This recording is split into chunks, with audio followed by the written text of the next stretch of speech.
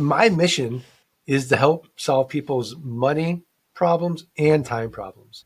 And the way that I do that is how can we help them create enough passive income where it exceeds their fixed expenses and then they're working because they want to, not because they have to. You're listening to the Real Returns podcast, where we learn how real investments can make a real impact.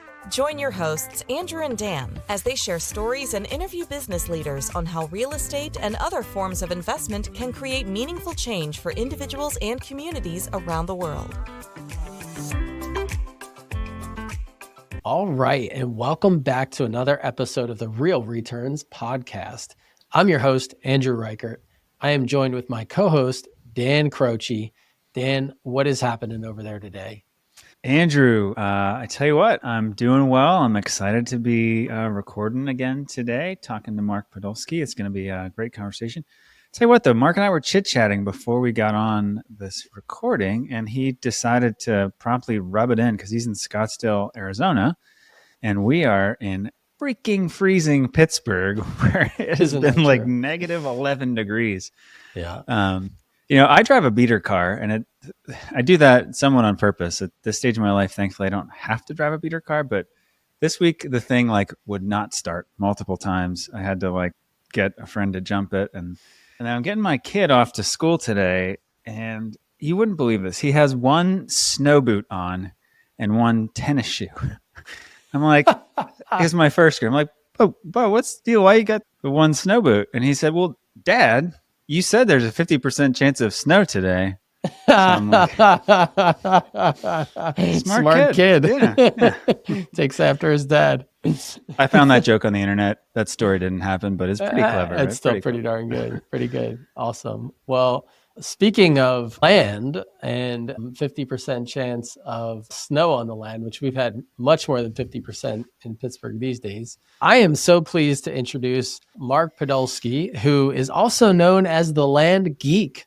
Hopefully that's self-proclaimed. I would never use the word geek in introducing him, but Mark has been doing amazing things and really introducing this concept of raw land investing, helping people get passive income and financial freedom through raw land investing. So Mark, welcome to the show. Can you just tell us a little bit about yourself and what do you do? Yeah, Andrew, Dan, thank you so much for having me. I love that dad joke, Dan. And thank you. So really my mission is to help solve people's money problems and time problems. And the way that I do that is how can we help them create enough passive income where it exceeds their fixed expenses and then they're working because they want to, not because they have to.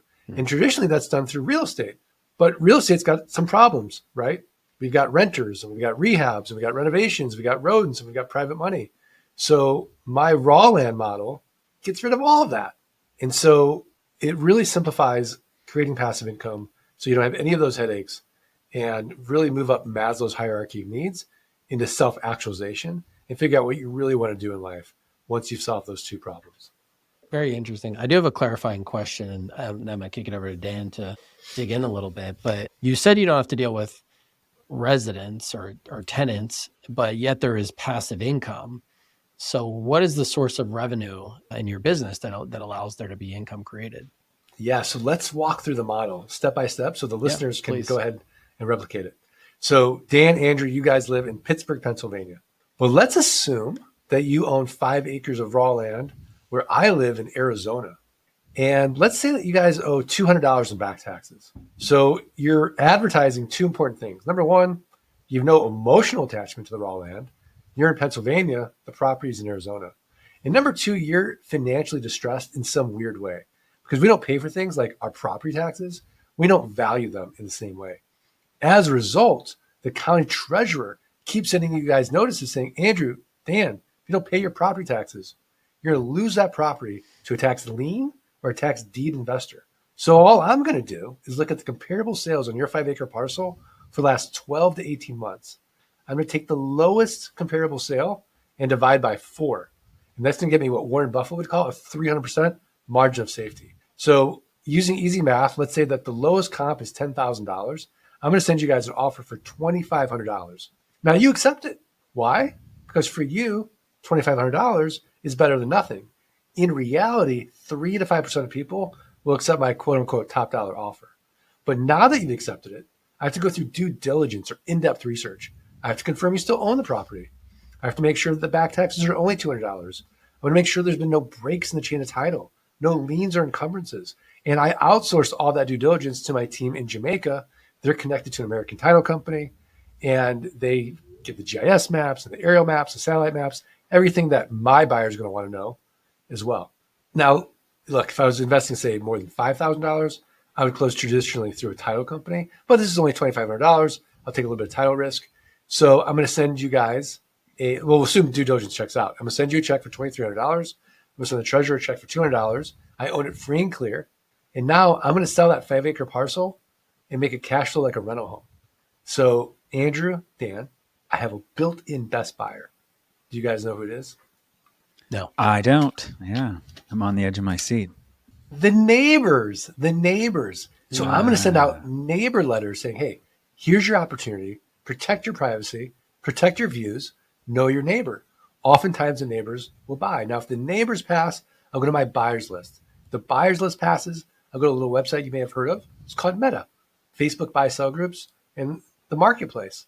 And then I'll go to the lands, landmodo.com, land.com, landandfarm.com, landsofamerica.com, landcentury.com, landflip.com, landhub.com. These are platforms where people buy and sell raw land. But the secret is in the pricing. So all I'm going to ask for is a $2,500 down payment for someone else to control that 5-acre parcel of land. And then I'll make it a car payment. So let's say $2,500 down, $249 a month at 9% interest for the next 60 months. So it's a one-time sale. I'm going to get my money out on the down payment. I could go 6 to 10 months out. Now I'm getting $249 a month at 9% interest for the next 60 months. Andrew, Dan, no renters, no rehabs, no renovations, no rodents. And because I'm not dealing with a tenant, I'm exempt from Dodd-Frank, RESPA, and the SAFE Act, all this onerous real estate legislation.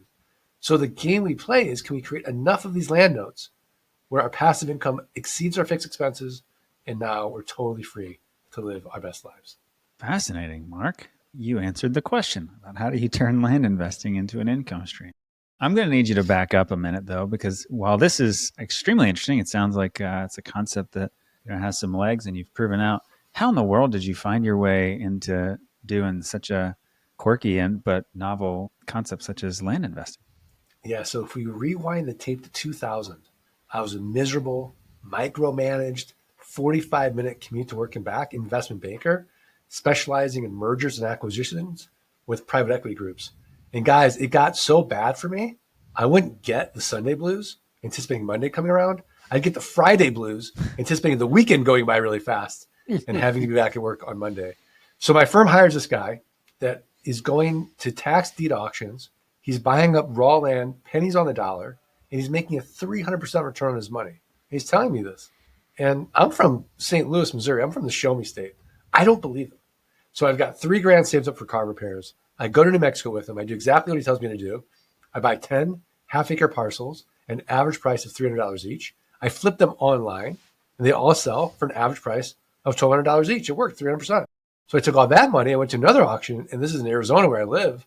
And again, it's 2000. There's no one in the room, and I'm buying up lots and acreage for like nothing. I sell all that land. I made over $90,000 cash. So I go to my wife, and she's pregnant. I said, honey, I'm going to quit my job and become a full-time land investor. And she said, absolutely not. So I said, okay.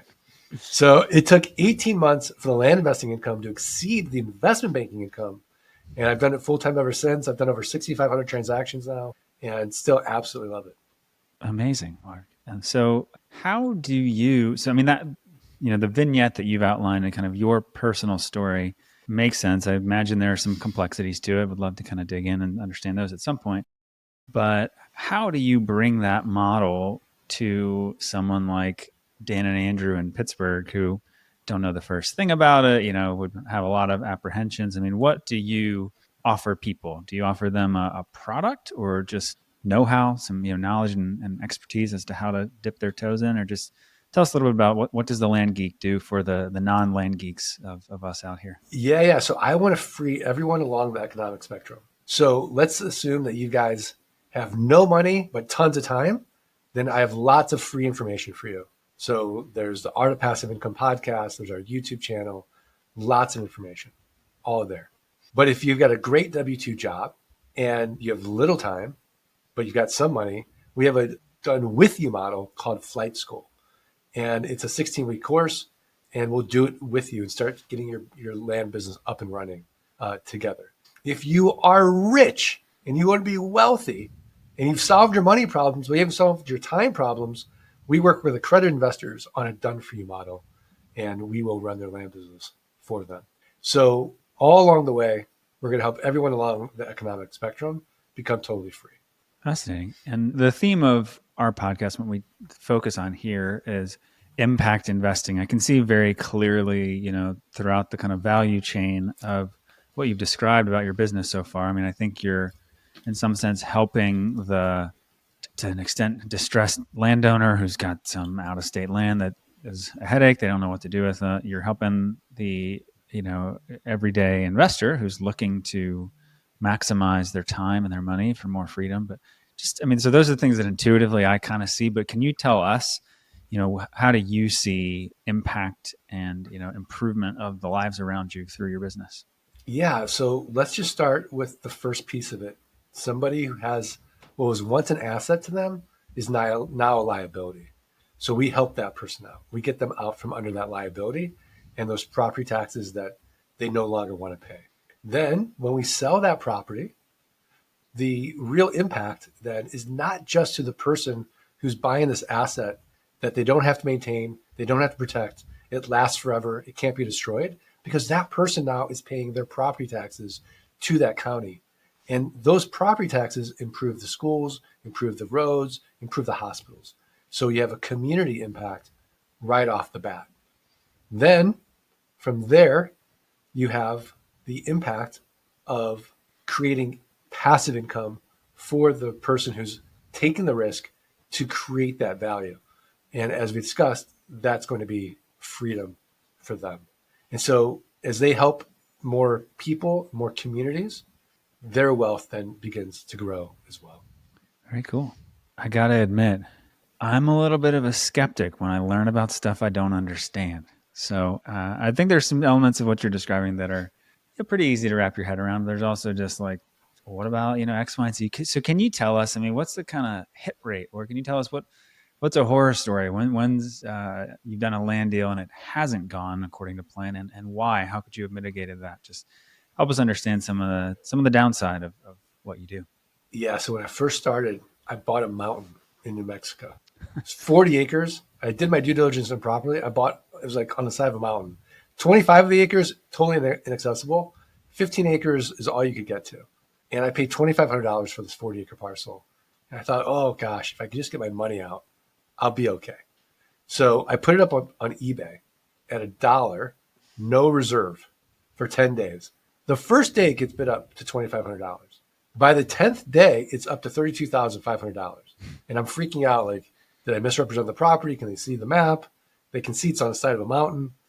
So I called the winning bidder. I'm like, hey, I just want to make sure, like, you saw, like, you bought really a side of a mountain you can't really access.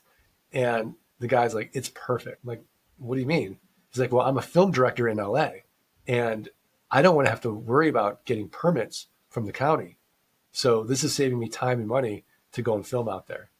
And so what I've learned over 25 years of land investing is there's a pig for every barn, and they all sell at the right price.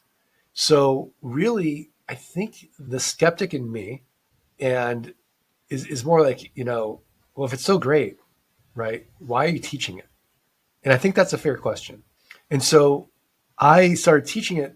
I was on vacation. A guy calls me up, named Tori, and he's like, I'm on your website. I want to learn how to do what you do. And I said, I don't teach it. And he's like, well, what if I pay you this? I said, oh, okay. Well, hold on. Let me think about this. So I go to my wife and I'm like, hey, this guy wants to pay me to teach him the land business. She's like, why would you do that? You're going to create your own competition. So I said, good point. And so let's put on our investment banker hat. How big is this market? And so as I was doing the analysis, I realized there's billions of acres of raw land available just in the United States. You couldn't think of a more boring real estate niche. You're not going to go on HGTV with a DIY network and say, flip this land. The before picture is raw land. The after picture is raw land. But there's no big money in it. There's no private equity groups. There's no hedge funds. So a million people could be in this boring land niche and we'll all run out of money before we run out of deal flow. And what I've discovered in the teaching is that there's nothing more professionally gratifying for me than when someone tells me, Mark, I quit my job. I retired my spouse. I'm living my best life. I'm spending more time with my family than I ever have before because of you and you teaching me this. Where the land business really helped 5 people, and I'm extremely grateful for it. But to have that opportunity to literally change someone's life, to me, that's the real impact. And that's the real mission for me. I love that. That is really cool. And yeah, I mean, that's a legit fire in the belly that gets you excited to go to work every day, I'm sure. Now, just for my curiosity's sake, are there certain, I mean, it sounds from what you've described like this kind of works anywhere, to your analogy earlier about there's a pig for every barn. But so are there certain locations that this makes more sense? Dan, and do you do anything Andrew, in the farmland space? Or go ahead. Yeah. Let's be honest. Okay. Nobody wakes up and thinks to themselves, boy, I'd like some raw land today in Pennsylvania. Unless you live in Pennsylvania, right? So we're going to focus on the Sunshine States. And so Southwest, Northwest, California, Florida. So New Mexico, Arizona, Texas, Colorado, Nevada, Washington, Oregon, parts of the Midwest where it's treed. And if I'm looking at Pennsylvania, now I'm going to worry about industrial spillage, Ohio, right? Superfund sites. I have to go to a website like EPA.gov to make sure I'm not buying, a multi-million-dollar problem. So we're going to avoid parts of the Northeast, and we're going to avoid, more expensive areas. I'm not going to get 25, 30 cents on the dollar an infill lot in San Francisco or New York or LA or Phoenix, right? So we're going to look for rural land that's 2 to 3 hours from the nearest city. That's very inexpensive. And that's how we're going to start. And are you ever holding because you have a thesis, or is it always kind of flip into a note for the income stream? I'm not looking to hold. That's a different model. That's a land banking model. It looks like a hockey stick. So you buy in the path of development, it stays very, very flat, and then development hits, and you got the hockey stick moving up. But you've got negative cash flow during that entire time because you're paying the property taxes. I don't want cash. I want cash flow. I think it's the antidote to financial insecurity. So oftentimes I'll just be flipping this land. Now, occasionally I will buy a piece of property in the path of growth and development. And in that case, I'll put it into my family trust. There's instructions to my children: do not sell this property until you get a massive 7-figure offer from a developer. So I'll do that, but I don't target it. I'm not focused on it. It'll happen. Every time you send out an offer, it's like a little lottery ticket, but it's not the focus. And Mark, we're going to jump into our lightning round here. We're just about at time, but just one last clarifying question. You mentioned for accredited investors, there's a done for you model. Do you have like a private equity fund, or how does that work? Yeah, it's a partnership model. And, the way that someone would just have to email me, mark@thelandgeek.com. I'd have to know them and, have a one-on-one conversation with them to discuss the details. Yeah. Okay. Makes sense. Well, I've got a really good sense for your business. I'm fascinated by it. I think, you've done really well, and give you a lot of credit for what you've done. I'd like to get to know you a little bit more kind of personally. So first question we love to ask is just what would you say is your biggest win?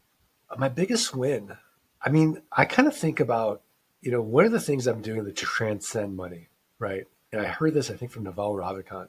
Can I have a calm mind, a fit body, and a house full of love? And as long as I'm sort of focused on those things on a daily basis and compounding them and getting better at them every single day, I feel like that's a big win for me. That's awesome. Love his almanac. And that book is an incredible kind of Bible for life. What would you say is your favorite movie? My favorite movie? That's a really tough question. I will tell you, when Shawshank Redemption is on, I will have to turn to Shawshank Redemption. Same thing with Godfather, Godfather 2. I love those movies. Don't judge, but Dumb and Dumber, I think, is just brilliant.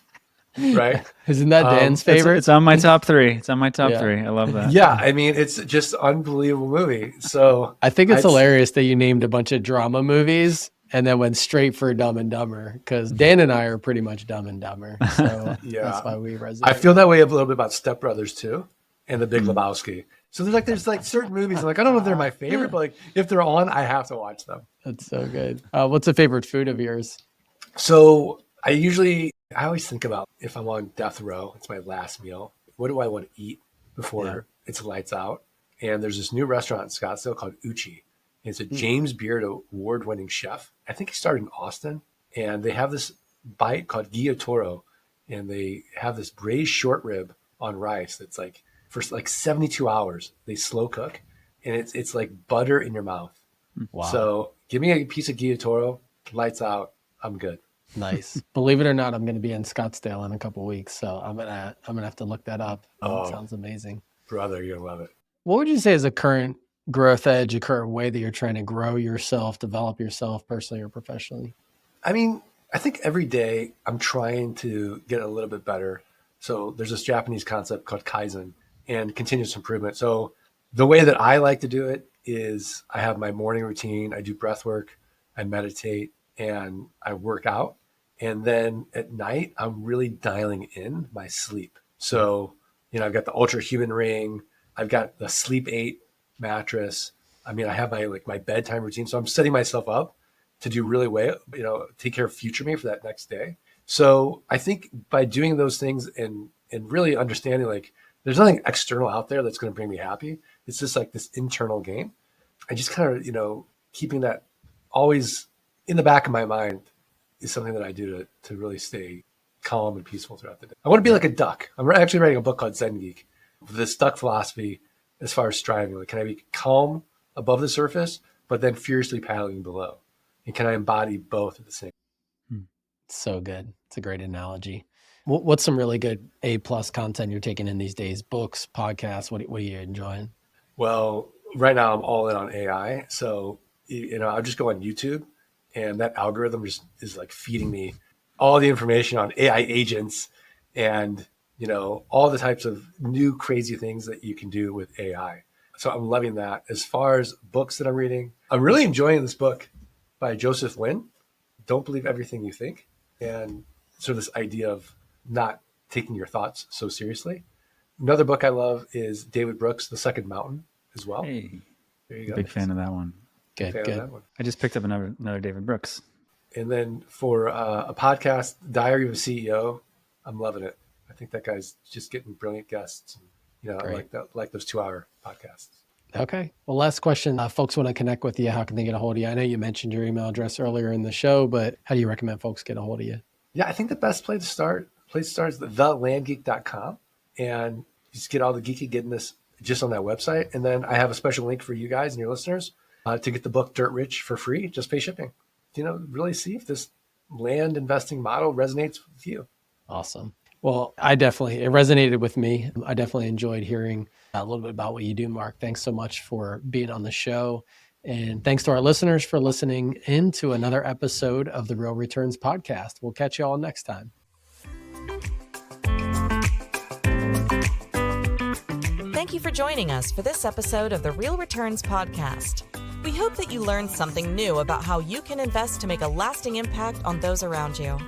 Please be sure to subscribe to our show wherever you listen to your podcasts, leave us a review, and share about us on social media.